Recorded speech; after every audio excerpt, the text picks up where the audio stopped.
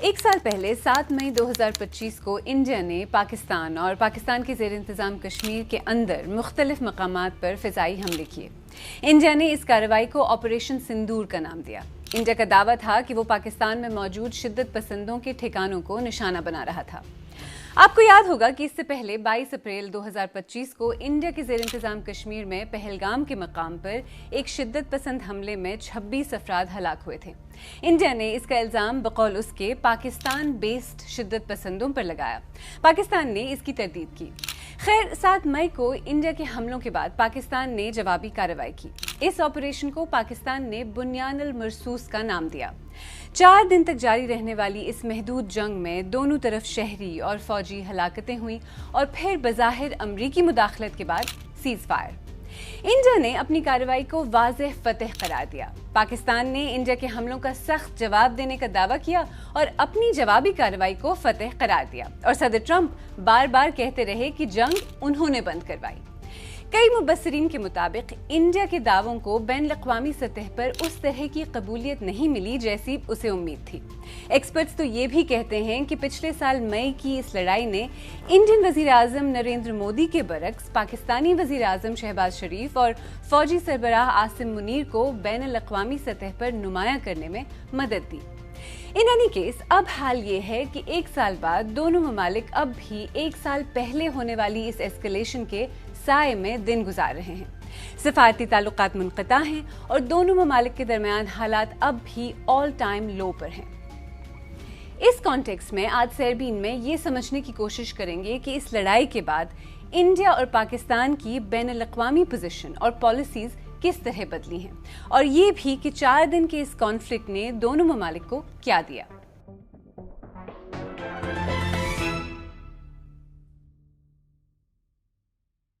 पिछले साल मई में होने वाली इस 4 रोज़ा जंगी कार्रवाई ने इंडिया और पाकिस्तान को किस तरह मुतासिर किया, इस पर प्रोग्राम में आगे चलकर तफसील से बात करेंगे। लेकिन आइए पहले ये समझने की कोशिश करते हैं कि क्या इस एक साल में कुछ बदला है, हालात कुछ बेहतर हुए हैं। देखिए, उस वक्त इंडिया का कहना था कि उसने पहलगाम हमले के बाद पाकिस्तान और पाकिस्तान के ज़ेर इंतज़ाम कश्मीर में कम से कम 9 मकामात को निशाना बनाया। जैसा कि हमने कहा, इंडिया ने पाकिस्तान पर इल्ज़ाम लगाकर उसे आलमी सतह पर एक प्रॉब्लमैटिक रियासत के तौर पर पेश करने की कोशिश की। 7 मई को हमने केवल आतंकवादी ठिकानों पर ही हमला किया था, पर अफसोस इस बात का है कि पाकिस्तानी सेना ने आतंकवादियों का साथ देना उचित समझा और इस लड़ाई को अपनी लड़ाई बना ली। माहिरीन कहते हैं कि इंडिया शदीद सिफारती कोशिशों के बावजूद इसमें कामयाब नहीं हुआ। इनफैक्ट इसके बरक्स अब कई इंडियन तज्ज़ियाकार कहते हैं कि पाकिस्तान को अलग थलग करने की जगह ऐसा लगता है कि खुद इंडिया सिफारती तौर पर आइसोलेट हो गया है, जबकि पाकिस्तान ने अपनी स्ट्रेटेजिक स्पेस बरकरार रखी है। और देखा जाए तो इस लड़ाई के दौरान और इसके बाद दोनों ममालिक के दरमियान जो मामलात बिगड़ गए थे वो अब तक संभले नहीं हैं। दोनों के दरमियान सफारती ताल्लुकात मुनक़ता हैं। इंडस वाटर ट्रीटी अब भी ऑफिशियली सस्पेंडेड है। सरहदें, फ़ज़ाई हदूद और तिजारत अब भी बंद है। हाँ, लेकिन जो सीज़ फायर तब तय पाया था वो अब भी बरकरार है। अच्छा, चलें अब आपको दिल्ली ले चलते हैं, जहाँ से हमारे नामनिगार शकील अख्तर हमारे साथ मौजूद हैं। शकील, सबसे पहले तो यही बताएं कि इस एक साल पूरा होने पर वहाँ दिल्ली में इस वक्त क्या कहा जा रहा है? देखें आलिया, ऑपरेशन सिंदूर की एनिवर्सरी पर यहाँ कोई सेलिब्रेटरी प्रोग्राम या कोई हाई प्रोफाइल पॉलिटिकल प्रोग्राम नहीं रखा गया था। बस मुसल्लह अफवाज की तीनों मुसल्लह अफवाज की जो थी एक जॉइंट प्रेस कॉन्फ्रेंस रखी गई थी, जिसमें इसकी कामयाबियों और मुस्तकबिल की तैयारियों वगैरह का जिक्र किया गया। आपको याद होगा कि इंडिया ने जब पहलगाम का वाक़या हुआ था तो इसका इल्ज़ाम पाकिस्तान पर लगाया था और उसकी हदूद में कई अहदाफ पर इंडिया ने फ़ज़ाई हमले किए थे। तो क्या इस फ़ज़ाई हमले का जो डिज़ायर्ड रिज़ल्ट था वो निकला, इंडिया जो चाहता था क्या वो हासिल हो सका? यही सवाल मैंने इंडिया की खुफिया सर्विस रॉ के साबिक चीफ एस दुलत से पूछा। देखिए, इंडिया पाकिस्तान के बीच में कोई चीज़ कभी डिसाइसिव हुई नहीं, सन 47 से लेके आज तक, ठीक है ना। कई बार उन्होंने कोशिश की, कई बार हमने कोशिश की, तो कोई भी चीज़ डिसाइसिव हुई नहीं। तो ये बताएं कि पिछले कुछ सालों से ख़ासतौर से मोदी हुकूमत आने के बाद جو پالیسی رہی ہے انڈیا میں وہ ایک طرح کی پاکستان سے بات چیت نہ کرنے کی رہی ہے. پچھلے سال کے واقعے کے بعد تو اس کو یہ ہوا کہ آئسولیٹ کرنے کی پالیسی کی انٹرنیشنل لیول پر آئسولیٹ ہو جائے پاکستان دہشت گردی کے حوالے سے. تو کیا اس میں انڈیا کو کامیابی مل سکی ہے؟ بلکہ گریجولی ہم آئسولیٹ ہو رہے ہیں. یہ آئسولیشن جو ہم چاہتے ہیں نا یہ پرانی کہانی ہے کہ پاکستان ٹوٹ جائے گا، بکھر جائے گا، یہ ہے وہ ختم ہو جائے گا. پاکستان ختم نہیں ہونے والا ہے. وہ کہتے ہیں کہ ہندوستان ٹوٹ جائے گا. ہندوستان بہت بڑا ملک ہے، کہاں ٹوٹنے والا ہے ہندوستان. لیکن بات چیت کبھی رکنی نہیں چاہیے کہ پاکستان کے ساتھ بات چیت ہوتی رہنی چاہیے. کہ انڈیا پاکستان کے ریلیشنز بہت ٹینس ہیں، ہمیشہ رہتے ہیں، اور حالات اب ایسا لگ رہا ہے کہ انڈیا کی پوزیشن ٹف سے ٹف ہوتی جا رہی ہے. اب یہ ٹف وف کا تو مجھے معلوم نہیں، لیکن سوال یہ ہے کہ کیا کرو گے لڑکے. دیکھیے مودی جی 20 بار کہہ چکے ہیں، ڈاکٹر منموہن سنگھ نے کہا، اٹل جی نے کہا کہ war is not an option. Shakeel, میں نے اسی بارے میں پاکستان کے سینیٹر اور سابق وزیر اطلاعات اور کلچر مشاہد حسین سے بھی بات کی اور ان سے پوچھا کہ مئی کی 4 روزہ جنگ نے پاکستان کو کیا دیا. ہندوستان ایک بڑا ہمسایہ ہے، ہم سے زیادہ مضبوط بھی ہے، ہر حوالے سے، نمبرز کے حوالے سے بھی، تعداد کے حوالے سے بھی اس کو ہم نے شکست دی. دوسرا یہ ہوا کہ ہمارا ایک بین الاقوامی جو ایک امیج ہے اور ہمارا جو خطے میں امیج ہے اس میں ایک خاص نیا زاویے سے اجاگر ہوا کہ پاکستان ایک دبنگ ملک ہے. یہ ملک وہ نہیں کہ جو اپنا دفاع نہیں کر سکتا، اور اس کا رول اس خطے میں جنوبی ایشیا اور مشرقی وسطیٰ میں ہے. It's reshaped the geopolitics of South Asia in my view. Of course Pakistan دعویٰ کرتا ہے کہ پاکستان نے انڈیا کو شکست دی. انڈیا دعویٰ کرتا ہے انڈیا نے بھرپور فتح کا اعلان کیا تھا اس ایسکلیشن کے بعد بھی. تو دونوں طرف سے جو نیریٹیوز ہیں وہ ذرا مختلف ہیں، لیکن آپ کو کیا لگتا ہے کہ اس کے بعد سے دونوں ملک کس طرح ایوالو ہوئے ہیں؟ میرے خیال میں دعویٰ کہنا دونوں کا وہ ٹھیک نہیں ہوگا، کیونکہ ہم نے حقائق پر بات کی. ابھی مجھے بتائیں کہ کسی ہندوستان کے اسپوکسمین نے یا ترجمان نے یا فوجی نے یا حکومت نے یہ بتایا ہے کہ کتنے جہاز ہم نے ان کے گرائے. ہم نے بلند دعویٰ کیا کہ ہم نے کہا کہ ہم نے ان کے 7 جہاز گرائے ہیں، اور اس دعوے کی تصدیق جناب حضور پریزیڈنٹ ڈونلڈ ٹرمپ صاحب خود کر چکے ہیں بار بار بار بار. انڈین خفیہ ادارے را کے سابق چیف تو کہہ رہے ہیں کہ بات ہونی چاہیے اور انڈیا نے ہمیشہ کہا ہے کہ مسئلے بات چیت سے حل کرنے چاہیے. 2025 کی لڑائی کے 1 سال بعد بھی اکثر سیاسی اور دفاعی تجزیہ کار یہی کہہ رہے ہیں کہ بات چیت ہی واحد حل ہے اور جنگ سے مقصد حاصل نہیں ہوا. شکیل، کیا انڈیا میں یہ رائے زور پکڑ رہی ہے اور کیا مستقبل قریب میں ایسا ہوتا نظر آ رہا ہے؟ دیکھیں، یہاں پاکستان کے تعلقات کے حوالے سے رائے بٹی ہوئی ہیں، منقسم ہیں، لیکن یہ ضرور ہے کہ اب وہ آوازیں بھی ابھر رہی ہیں جو چاہتی ہیں کہ بات چیت کا راستہ کھلے، بات چیت کا راستہ اختیار کیا جائے. انڈیا نے جب پاکستان پر فضائی حملے کیے تو اس وقت یہ کہا تھا کہ یہ ایک بڑا ڈیسائسو قدم ہے اور اس سے ٹیررزم وغیرہ کا مسئلہ حل ہو جائے گا. میں نے انڈیا کے دفاعی تجزیہ کار پروین ساہنی سے پوچھا تو کیا یہ مقصد واقعی حاصل ہو سکا؟ دیکھیے، وہ حاصل نہیں ہوا ہے اور ہو بھی نہیں سکتا ہے. اس کا کارن بہت سیدھا سا ہے کہ ہم اٹیک کر رہے ہیں ٹیرر انفراسٹرکچر پہ اور ٹیررسٹ کے اوپر، اور ٹیررسٹ کی کوئی شکل نہیں ہوتی. ہم کو اگر کچھ کرنا ہے تو ان کے اسپانسرز پہ کرنا ہے. پاکستان ملٹری سے لڑائی لڑنی پڑے گی. آج پاکستان ملٹری کے ساتھ چائنا بھی کھڑی ہوئی ہے، تو آپ کیسے لڑائی لڑ لیں گے؟ تو جنگ تو ہے ہی نہیں solution.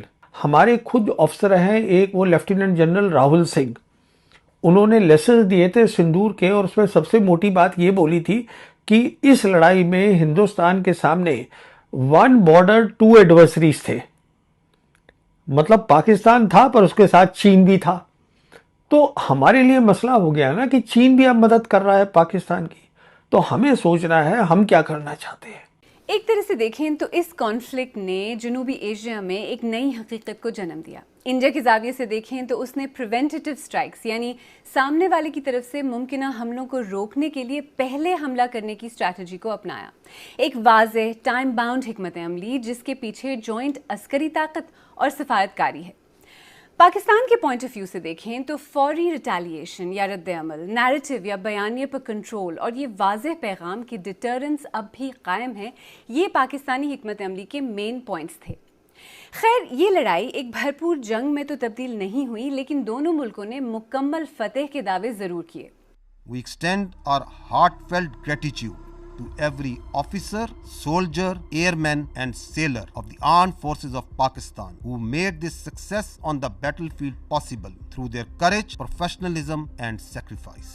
We had a detailed brief on the successful joint operations that were carried out to destroy the terror infrastructure in Pakistan occupied Jammu and Kashmir as well as in Pakistan itself.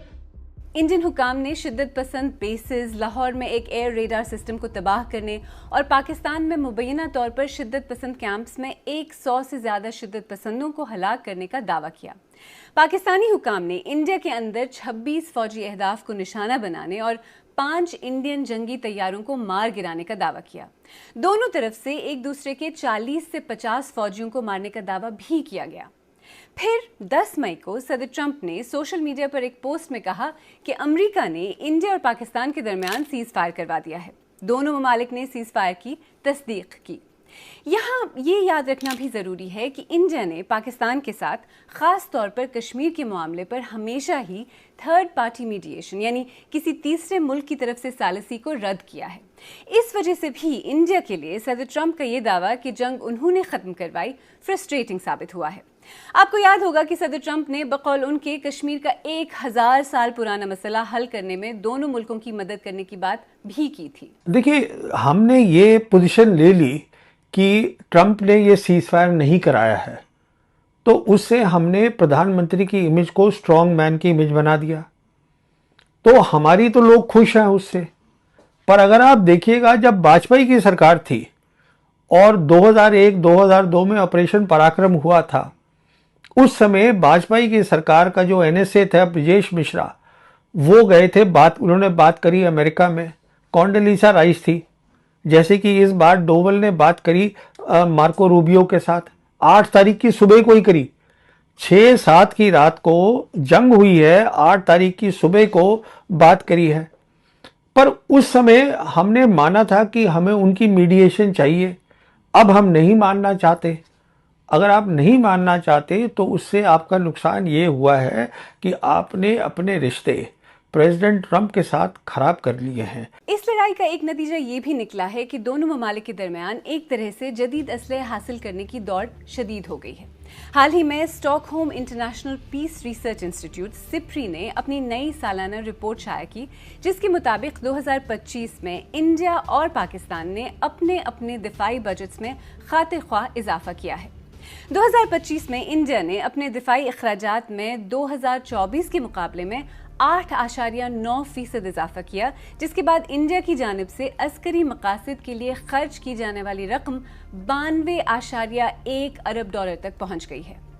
इसी दौरान पाकिस्तान के दिफाई अखराजात में भी 11% इजाफा record किया गया, जिसके बाद मुल्क के मजमूई दिफाई अखराजात 11.9 अरब डॉलर तक पहुंच गए। सिप्री की रिपोर्ट में कहा गया है कि पाकिस्तान के दिफाई अखराजात में इस इजाफे की बड़ी वजह मई में इंडिया के साथ मुसल्लह झड़पों के बाद पाकिस्तान की जानिब से चीन से तैयारों और मिसाइल्स की खरीदारी के नए मुआहदे हैं। इसके अलावा पहले से तयशुदा दिफाई सौदों के लिए की जाने वाली अदायगियां भी पाकिस्तानी दिफाई बजट में इजाफे का बायस बनी।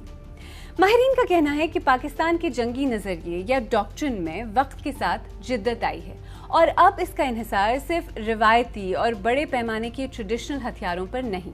मेरा नहीं ख्याल कोई तब्दीली आई है, लेकिन जो हमने डिफेंस स्ट्रेटजी तैयार की थी अपनी, हमारा यही था ना कि जी कि जाहिर है कि दोनों न्यूक्लियर पावर्स हैं और न्यूक्लियर जंग के मुमकिनात है ही नहीं, लेकिन कन्वेंशनल लेवल पर हम अपना ऐसी सलाहियत रखें कि हम अपना दिफा कर सकें रवायती हथियारों के साथ।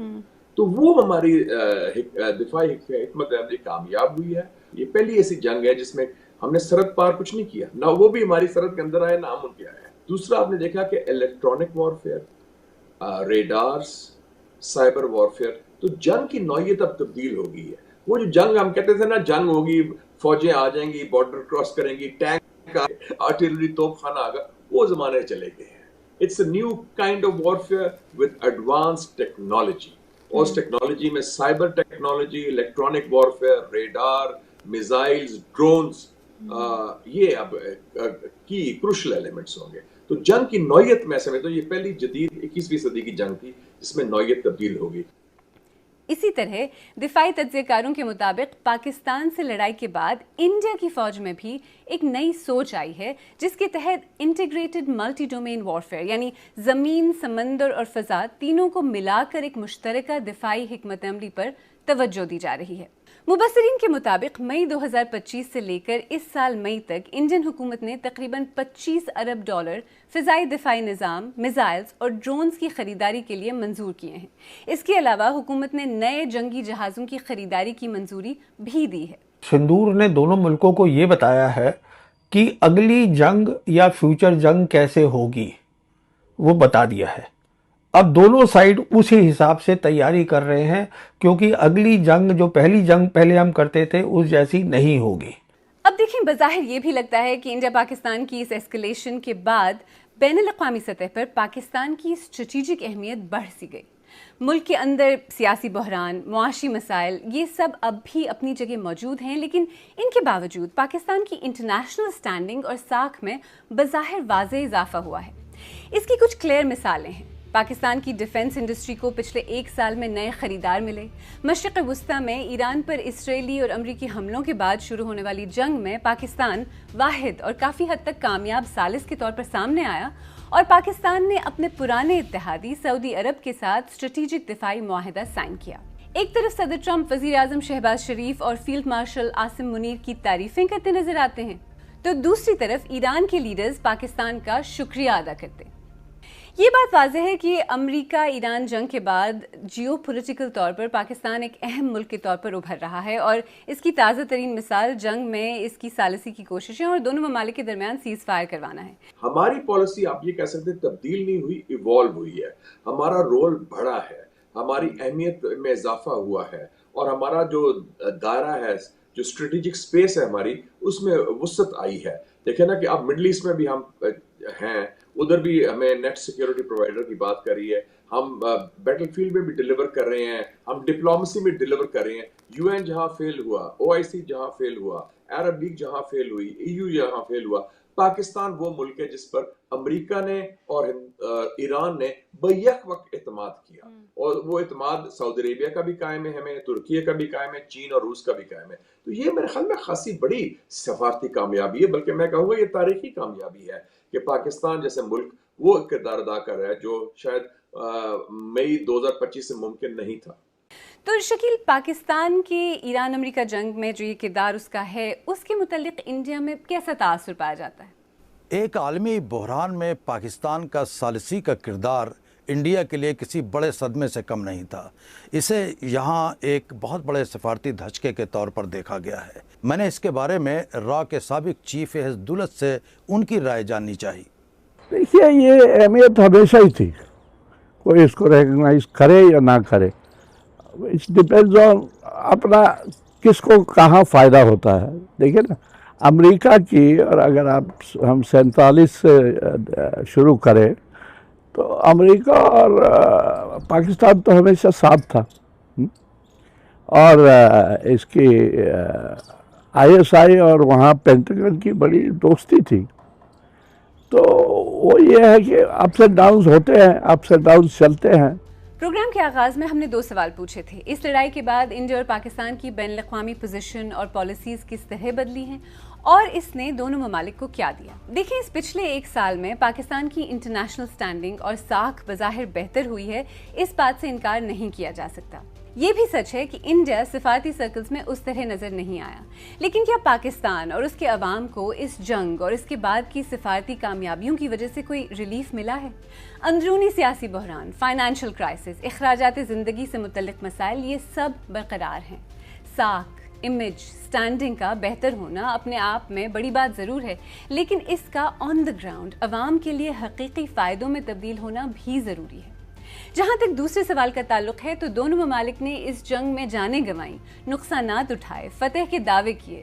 دونوں ہمسایہ ممالک کے درمیان تجارت، تعلقات، سفارتکاری سب منقطع ہے۔ اگر کسی چیز میں اضافہ ہوا ہے تو وہ بداعتمادی اور ڈیفنس بجٹس ہیں، اور ان دونوں کا ڈائریکٹ امپیکٹ دونوں ممالک کے عوام پر پڑ رہا ہے۔